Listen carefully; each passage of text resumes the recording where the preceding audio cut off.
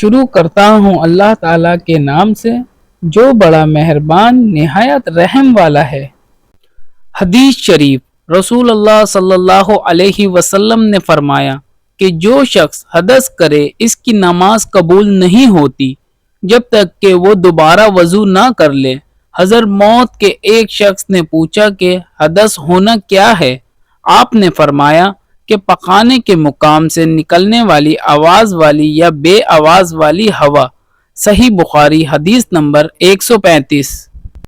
حدیث شریف، ایک مرتبہ ابو ہریرہ رضی اللہ عنہ کے ساتھ مسجد کی چھت پر چڑھا تو آپ نے وضو کیا اور کہا کہ میں نے رسول اللہ صلی اللہ علیہ وسلم سے سنا تھا کہ آپ صلی اللہ علیہ وسلم فرما رہے تھے کہ میری امت کے لوگ وضو کے نشانات کی وجہ سے قیامت کے دن سفید پیشانی اور سفید ہاتھ پاؤں والوں کی شکل میں بلائے جائیں گے، تو تم میں سے جو کوئی اپنی چمک بڑھانا چاہتا ہے تو وہ بڑھا لے، یعنی وضو اچھی طرح کرے۔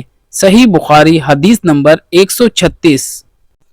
حدیث شریف، رسول کریم صلی اللہ علیہ وسلم سے شکایت کی کہ ایک شخص ہے جسے یہ خیال ہوتا ہے کہ نماز میں کوئی چیز یعنی ہوا نکلتی معلوم ہوئی ہے۔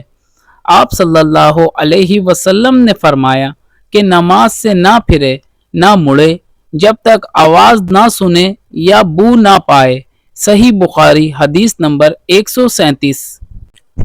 حدیث شریف، نبی کریم صلی اللہ علیہ وسلم سوئے یہاں تک کہ آپ خراٹے لینے لگے، پھر آپ نے نماز پڑھی، اور کبھی راوی نے یوں کہا کہ آپ صلی اللہ علیہ وسلم لیٹ گئے پھر خراٹے لینے لگے، پھر آپ صلی اللہ علیہ وسلم کھڑے ہوئے، اس کے بعد نماز پڑھی۔ پھر سفیان نے ہم سے دوسری مرتبہ یہی حدیث بیان کی عمروں سے، انہوں نے قریب سے، انہوں نے ابن عباس رضی اللہ عنہ سے نقل کیا کہ وہ کہتے تھے کہ ایک مرتبہ میں نے اپنی خالہ ام المومنین حضرت میمونہ کے گھر رات گزاری تو میں نے دیکھا کہ رسول اللہ صلی اللہ علیہ وسلم رات کو اٹھے، جب تھوڑی رات باقی رہ گئی تو آپ صلی اللہ علیہ وسلم نے اٹھ کر ایک لٹکے ہوئے مشکیزے سے ہلکا سا وضو کیا۔ عمرو اس کا ہلکا پن اور معمولی ہونا بیان کرتے تھے، اور آپ کھڑے ہو کر نماز پڑھنے لگے تو میں نے بھی اسی طرح وضو کیا جس طرح آپ صلی اللہ علیہ وسلم نے کیا تھا، پھر آ کر آپ کے بائیں طرف کھڑا ہو گیا، اور کبھی سفیان نے عین یسارہ کی بجائے عین شمارہ کا لفظ کہا، مطلب دونوں کا ایک ہی ہے۔ پھر آپ صلی اللہ علیہ وسلم نے مجھے پھیر لیا اور اپنی دائنی جانب کر لیا، پھر نماز پڑھی جس قدر اللہ کو منظور تھا، پھر آپ لیٹ گئے اور سو گئے حتیٰ کہ خراٹوں کی آواز آنے لگی۔ پھر آپ کی خدمت میں مؤذن حاضر ہوا اور اس نے آپ کو نماز کی اطلاع دی۔ آپ صلی اللہ علیہ وسلم اس کے ساتھ نماز کے لیے تشریف لے گئے، پھر آپ نے نماز پڑھی اور وضو نہیں کیا۔